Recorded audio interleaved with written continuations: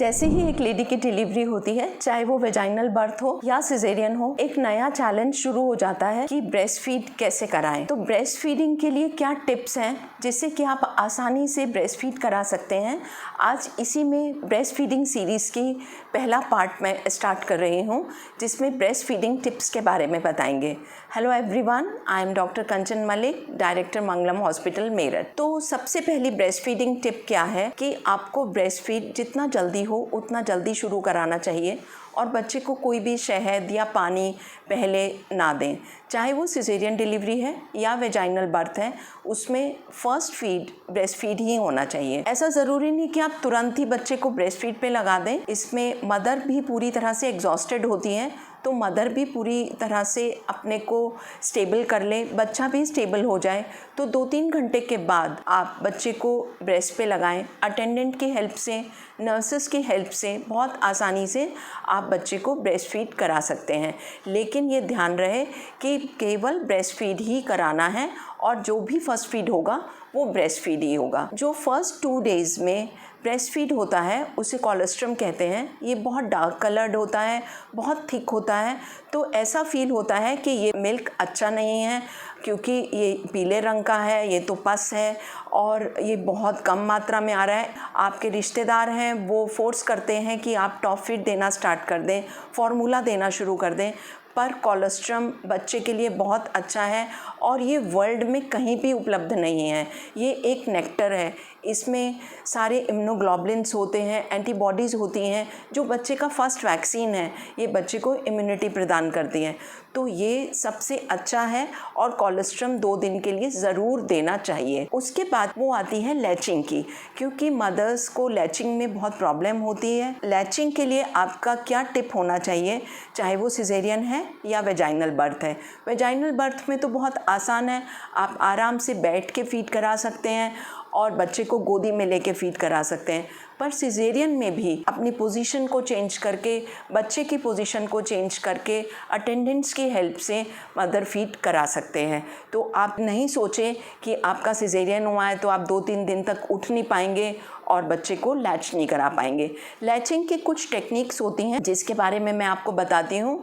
Latching के लिए बच्चा आपके जितने नज़दीक हो उतना नज़दीक होना चाहिए, जिससे कि वो आपके निपल को खींचे नहीं।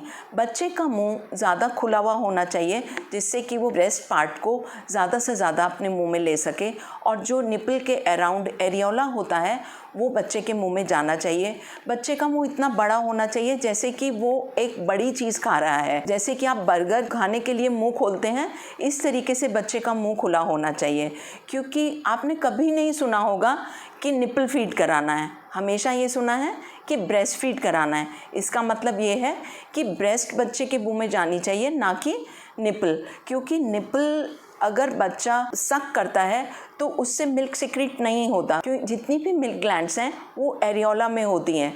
तो जैसे ही बच्चा एरियोला को अपने लिप से प्रेस करता है वैसे ही मिल्क आने लगता है। तो ना तो बच्चे को परेशानी होती है, ना मदर को परेशानी होती है और ना ही इससे कोई क्रैक्ड निपल्स या सोर निपल्स होने की परेशानी होती है। तो लैचिंग सबसे इम्पॉर्टेंट चीज़ है और लैचिंग की वजह से ही अधिकतर मदर्स को सोर निपल्स हो जाते हैं, जिससे कि वो फिर इसको अबंडन कर देती हैं और फार्मूला मिल्क पे आ जाते हैं। तो लैचिंग सीखना सिर्फ 2-3 दिन का काम है, उसके बाद ये चीज़ इतनी सरल हो जाती है कि आपको पता ही नहीं चलता कि आप बच्चे को ब्रेस्ट फीड करा रहे हैं। दूसरी टिप है कि आपको ब्रेस्ट को फीड कराते समय पूरा खाली करना है, क्योंकि 2 प्रकार का मिल्क होता है, फोर मिल्क और हाइंड मिल्क, और दोनों की क्वालिटीज़ अलग अलग होती हैं।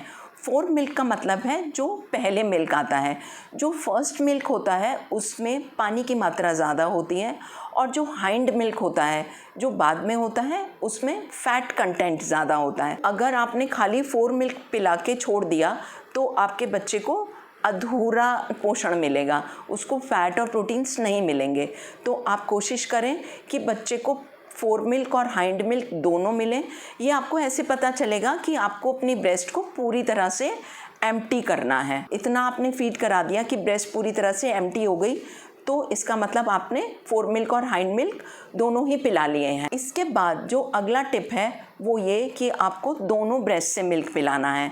आप चाहे तो एक ही सिटिंग में 5 मिनट्स दोनों ब्रेस्ट से मिल्क पिला सकते हैं, या आपको ये ध्यान रखना पड़ेगा कि आपने पिछली बार राइट साइड से पिलाया था तो नेक्स्ट टाइम लेफ्ट साइड से पिलाना है, जो कि बड़ा मुश्किल है। दोनों ही साइड से 5 मिनट्स मिल्क पिलाएं, क्योंकि अगर इस तरीके से नहीं करेंगे तो ब्रेस्ट के साइज़ बहुत अनइवन हो जाता है। जिस साइड से आप मिल्क पिलाते रहते हैं वो साइड बड़ी हो जाती है और दूसरी ब्रेस्ट की डिसयूज डिस्ट्रोफी हो जाती है, तो आपका ब्रेस्ट का बहुत अनइवन साइज़ हो जाता है, जो कि कॉस्मेटिक पर्पज़ से बहुत ज़्यादा बाद में परेशानी का कारण बन सकता है। इसलिए दोनों ब्रेस्ट से मिल्क पिलाएं। कई मदर्स के ये कंप्लेंट होती है कि ये तो केवल राइट साइड से ही पीता है, इसको लेफ़्ट साइड पसंद ही नहीं है। ऐसा नहीं है, बच्चे को तो सेम क्वालिटी ऑफ मिल्क है, उसको पसंद नापसंद की तो बात ही नहीं है। पोस्चर कंफर्टेबल हो जिससे बच्चा उसी पोस्चर में आना चाहे, तो आप ये देखें कि आपका जो एक साइड का पोस्चर है वो ही दूसरी साइड का पोस्चर हो, जिससे कि बच्चा उस साइड से भी मिल्क पी सके। कभी भी एक साइड से मिल्क ना पिलाएं। और एक चीज़ है, अगर आपको ऐसा लगे, जो सबसे इम्पॉर्टेंट टिप है, आपको ऐसा लगे कि बच्चे ने फीड कर लिया है और उसके बाद भी आपकी ब्रेस्ट में मिल्क है, तो आप उसको एक्सप्रेस कर दें, क्योंकि अगर ये मिल्क एक्सप्रेस नहीं होगा तो नेक्स्ट टाइम और फीड बनेगा, उसके बाद और बनेगा, तो ब्रेस्ट एंगॉज्ड हो जाती हैं, ब्रेस्ट में इन्फेक्शन होने के चांसेस रहते हैं, एब्सेस बन जाते हैं और कभी कभी इसमें सर्जरी तक की ज़रूरत पड़ जाती है। तो ये छोटे छोटे टिप्स हैं, ब्रेस्ट फीडिंग की होने वाली प्रॉब्लम से भी बचाते हैं और आप भी कंफर्टेबली बच्चे को फीड करा सकते हैं। होप ये आपको वीडियो पसंद आई होगी और इस टिप से आप बच्चों को बहुत अच्छे से ब्रेस्ट फीड करा सकते हैं। So happy nursing, happy parenting, happy breast feeding, and if you like this video, please do like, subscribe and share the video. Bye.